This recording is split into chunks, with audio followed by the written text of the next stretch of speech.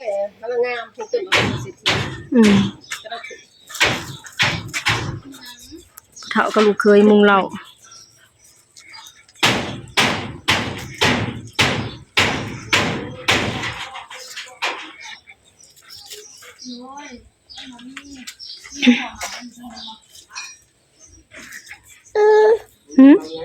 นั่งลูกหนัง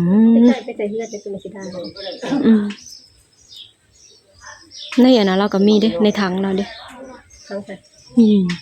ในถังอันไม่ใหญ่หอมนะต้นมันพอดีเอาไปปลูกได้ต้นสีดาไปเบิ่งเจ้าบกลไปปลูกพอเฒ่าก็ลูกเคยมามุงเหล้านะพี่น้องเนาะหลังคาเหล้ามันหัวเนาะพี่น้องอีกอย่างมันนี่มันใกล้จะฮอดฤดูฝนแล้วเนาะก็เลยต้องมามุงเบาดอนเพิ่นบ่ได้มามุงนำเด้อเพิ่นถือเที่ยวไปขับรถเนาะพี่น้องแต่พอเฒ่ากับพี่เคยของสตุกมามุงนำพี่น้องว่าดอนเพิ่นบ่ได้มามุงนำมันใกล้จะฮอดฤดูฝนแล้วเนาะย่านฝนตกค่ำเขาแม่พี่น้องก็เลยต้องพากันมามุงเนาะ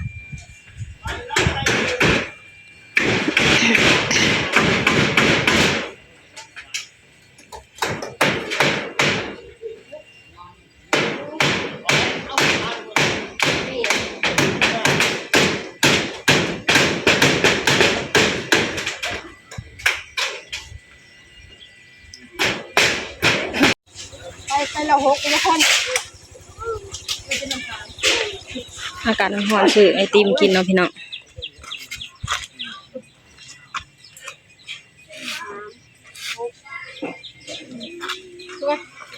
ทุกคนแต่ว่ามี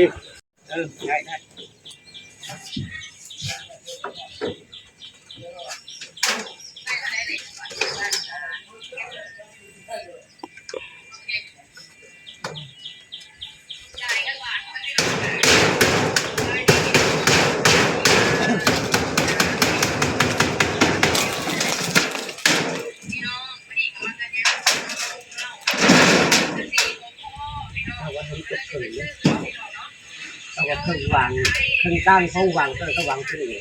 ะไรนะเดี๋ยวมันเหลือมาสี่โขดอะไร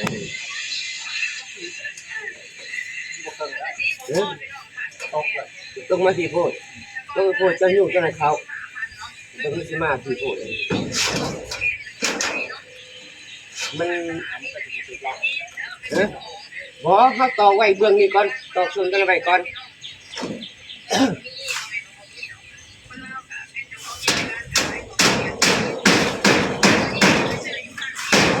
เปียก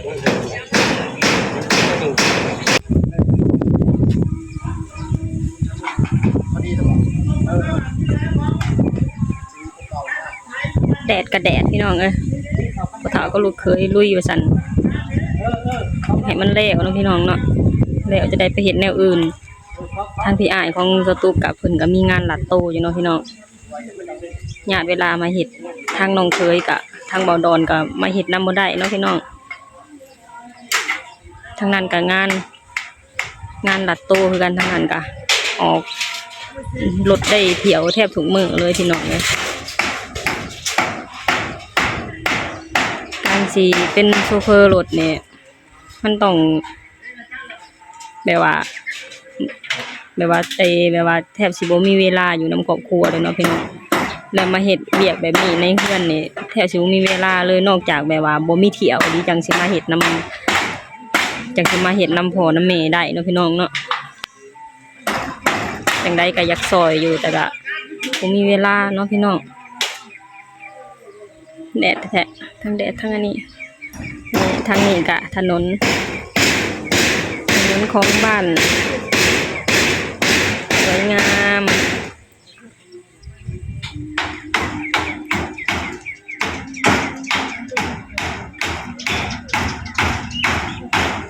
ฝั่งนั้นแล้วนะพี่น้องมาต่อฝั่งนี้ต่อ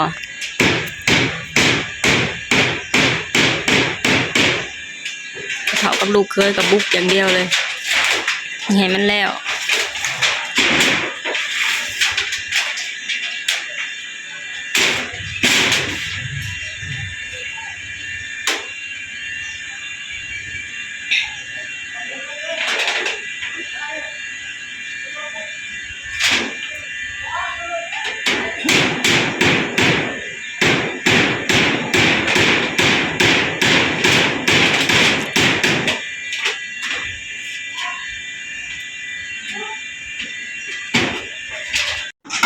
ใกล้จะสำเร็จแล้วพี่น้อง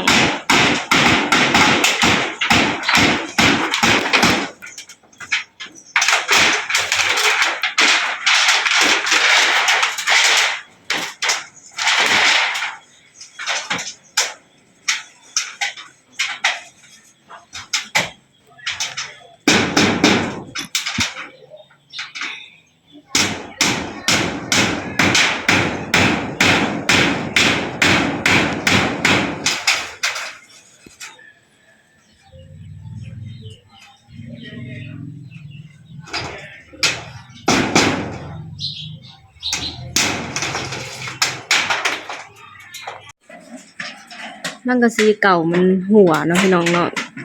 เลยซื้อสังกะสีมาเปลี่ยนตัวเก่านี่คือรื้อออกแล้วก็เอาไปไว้มุงเถียงนาหรือมุงขอกเป็ดขอกไก่ก็ได้เนาะพี่น้องเนาะเขาจะบ่ผิดเนาะเขายังใส่เขายังมูลใส่ประโยชน์อยู่ที่มันหัวก็หาซื้อเนี่ยมาจัดเอาเนาะพี่น้องอ๋อแดดคักอะลิแดดบ่คนน้อยแดดลูกแดดเอ้ยสบายดีสบายดีสบายดีสบายดีสบายดีน้ำปั่นทำมาแล้วจักทงซื้อขู่คนบ่มันจะเสิร์ชก็ซื้อบ่ฮะของคนใหญ่ก็ซื้อแล้วว่าน้ำปั่นมาแล้วเขาบ่ได้ออกแห้งแต่เขาออกเงินเป็นซื้อน้ำปั่นเลี้ยงเด้อมื้อนี้เลี้ยงน้ำปั่นเนาะพี่น้องตุ๊กแนลเลี้ยงน้ำปั่นเนาะพี่น้องนี่น้ำปั่นแซ่บๆพี่น้อง10,000กีบตรงนี้อันนี้ฮะอย่างอันนี้ของเอมมี่จะมันคือหยังล่ะ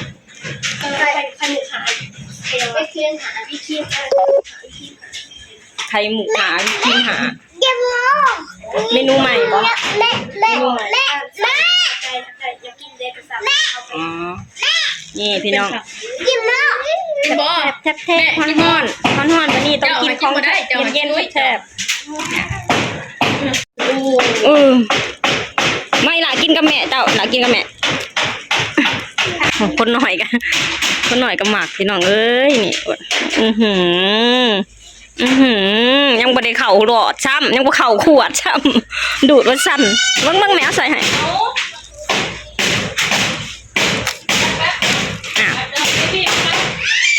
โหดเหี้ยบ่ล่ะเด็กน้อยเอาน้ำปั่นขึ้นไปเสิร์ฟแล้ว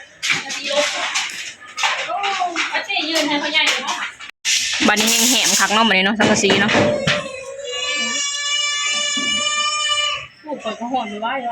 แล้วพี่น้องแล้วสั่นทึงเนาะพี่น้องเนาะแล้วแค่